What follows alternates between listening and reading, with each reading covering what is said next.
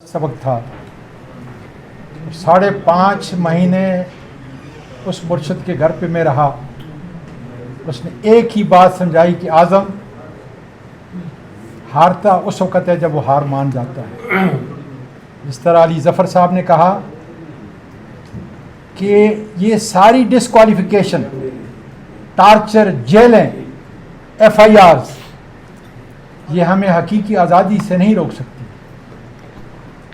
लेकिन सोचना ये है, फैसला साजों ने ये सोचना है कि क्या हम अपने इस मुल्क को उस जगह पे लेके जाएं जहां से फिर वापसी की कोई सूरत हाल ना हो। इसलिए मैंने ये पैगाम दिया है कि मोदी के साथ इस जंग के अंदर अगर पाकिस्तान बैनुल-अक़वामी तौर पे उभरा है तो उसका हमने फ़ायदा उठाना है, और वो फ़ायदा अवामी ताईद से होता है। मुझे NDU में लोगों ने पढ़ाया कि नेशनल सिक्योरिटी में जो एलिमेंट है उसके सबसे पहले है आबादी। 90% आबादी इमरान खान उनके दिलों पे हुकूमत कर रहा है। दूसरी बात है मईशत। जब तक मुल्क के अंदर सियासी इस्तेकाम नहीं होगा, हमारी मईशत नहीं ठीक हो सकती।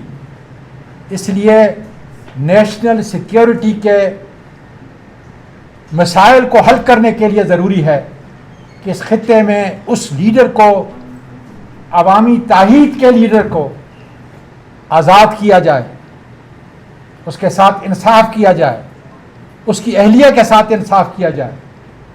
डॉक्टर यास्मीन के साथ, एजाज चौधरी के साथ, जनाब चीमा साहब के साथ, उमर चीमा के साथ, महमूद रशीद के साथ, आज उमर अयूब अपोजिशन लीडर था। अगर अपोजिशन को आप ख़त्म कर रहे हैं तो कौन सी जमहूरियत?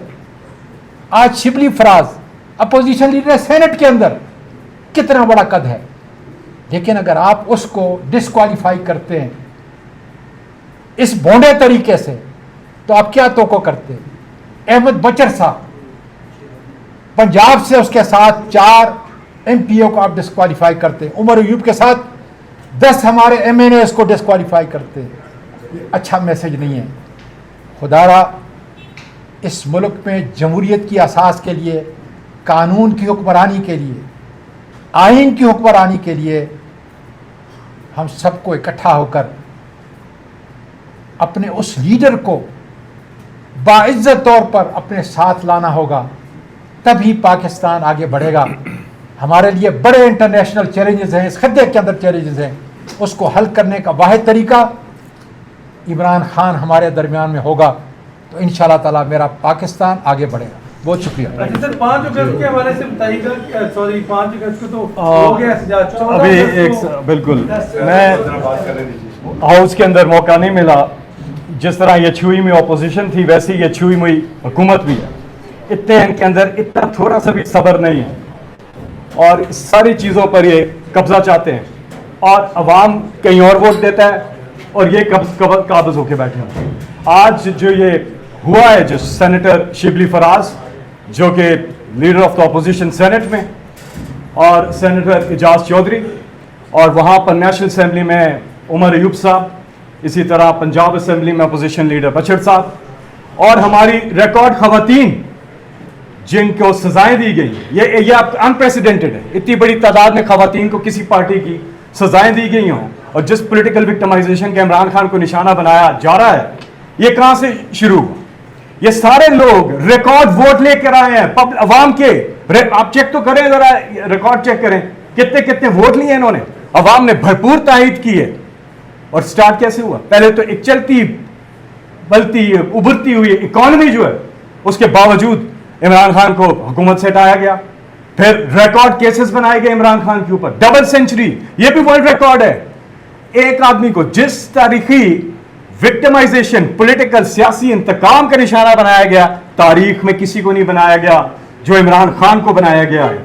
और उसके बाद ये सब कुछ करने के बावजूद पहले इन्होंने इलेक्शन जो है खैबर पख्तूनख्वा और पंजाब में नहीं करवाए, वो बहुत लंबे अरसे तक वहां पे, और फिर जो आम इंतखाबात थे उसको वक्त पे नहीं कराया, 90 दिन के अंदर कराने थे, उस फैसले पे अमल दरामद नहीं हुआ, सुप्रीम कोर्ट का फैसला आया नहीं हुआ। और जिस तरह से अली जफर साहब ने कहा कि यहां पर तो स्याही खुश्क नहीं हो रही, फैसले कर देते हैं, नायल कर देते हैं, उधर जो अदालत ने सुप्रीम कोर्ट ने कहा उस पर अमल नहीं हुआ। फिर जाके इलेक्शन जब हुआ तो फिर क्या हुआ, रिकॉर्ड वोट पड़ा इमरान खान साहब को, बावजूद इसके इंतखाबी निशान छीन लिया। बल्ला बंद, लीडर बंद, लीडरशिप बंद, कैंपेन बंद, इंटरनेट बंद, मोबाइल फोन बंद, सब कुछ बंद, लेकिन कौम का जज्बा बुलंद, फिर भी उन्होंने इमरान खान को वोट दिया। और यह पहला इलेक्शन था तारीख में जिसमें यह नहीं देखा गया कि जो हमारा उम्मीदवार है वो वोटर को ढूंढे।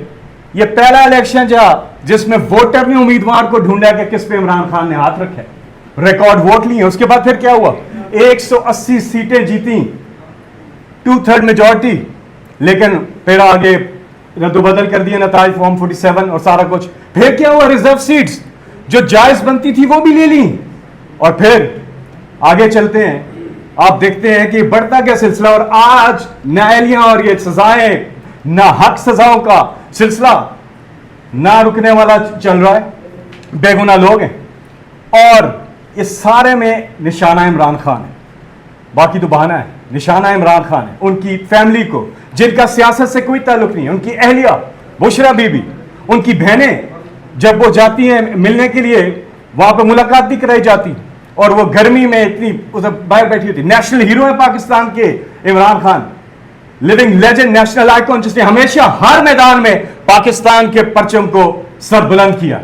उनके साथ ये सलूक कि मैं यहां पे बात करूंगा कि इमरान खान को इस वक्त 9 महीने हो गए डॉक्टर्स को एक्सेस नहीं दे रहे, मेडिकल चेकअप की उनको जरूरत है। इमरान खान के जो जाती मुआलज हैं उन तक रसाई 8 से 9 माह हो गए हैं, उनको वो रसाई नहीं मिलती, और Khan needs medical checkup immediately. तो यहां से हम डिमांड करते हैं, साथियों ने डिटेल में कानूनी निकात भी उठाए हैं, लेकिन इंशाअल्लाह ये आवाज़ हम उठाते रहेंगे अपने साथियों के लिए। एक बार फिर हम इजहार यकजहती भी करते हैं और भरपूर आवाज़ उठाएंगे।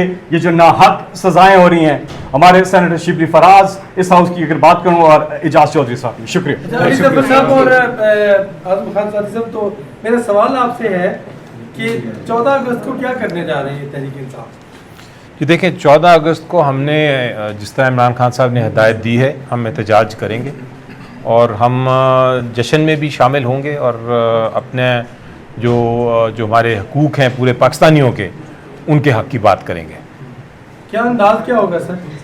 अंदाज तो हम नहीं बता सकते आपको, अंदाज तो बताएंगे तो पहले रुक जाता है। एक हाथ में पाकिस्तान का झंडा, दूसरे हाथ में पीटीआई का झंडा। पीटीआई का झंडा लोगों को यह बताएगी कि आप लोग किस तरीके से जुल्म कर रहे हो एक पॉलिटिकल पार्टी के ऊपर।